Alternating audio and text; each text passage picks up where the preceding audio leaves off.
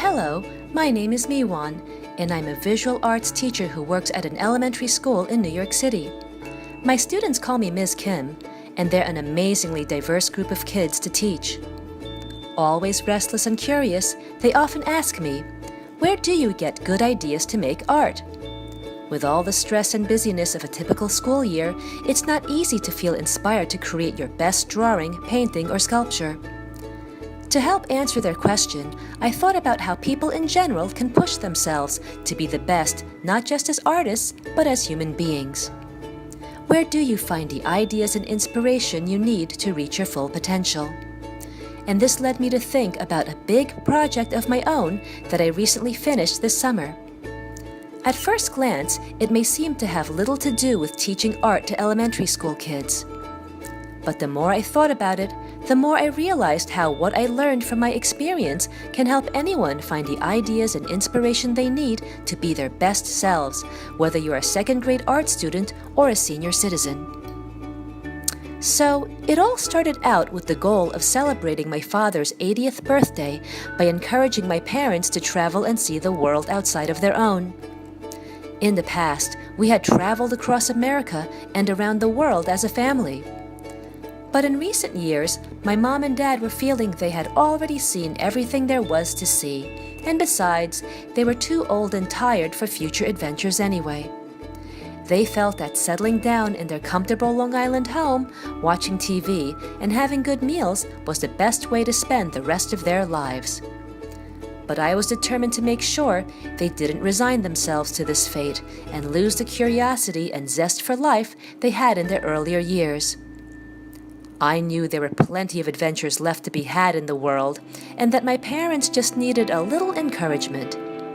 So I planned a 7-day trip to a place that was as foreign to their cozy suburban lifestyle as could be without leaving the country. I decided we would go west and travel thousands of miles away to the world's first national park and one of its greatest natural treasures.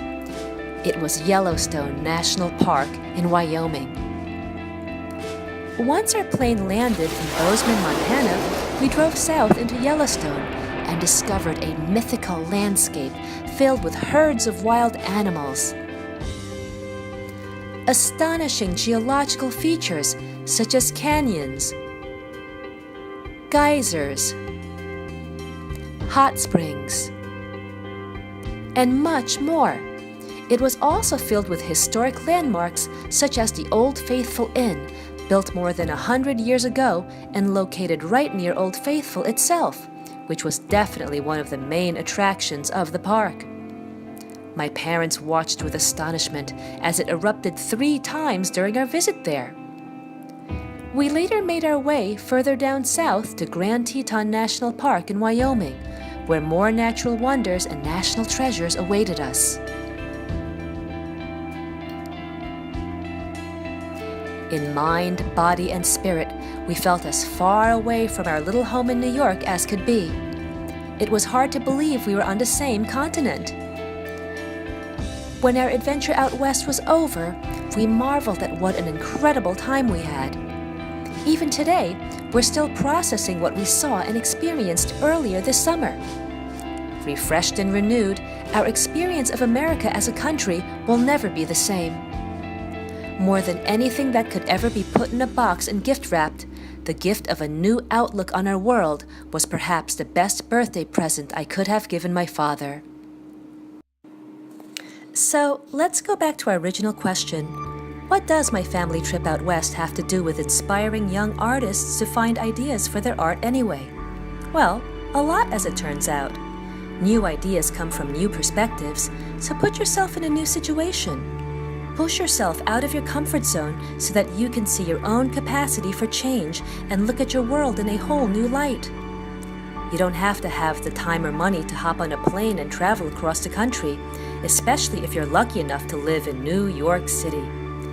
You can still go out and explore the endless possibilities and ever-changing learning opportunities that our great city has to offer. Believe it or not, all of these photos were taken right here in New York City, where you can meet other people who are also inspired by what they see, hear, and experience. But when you do go on an adventure, wherever it may be be sure to carry a camera or sketchbook to take note of what you come across.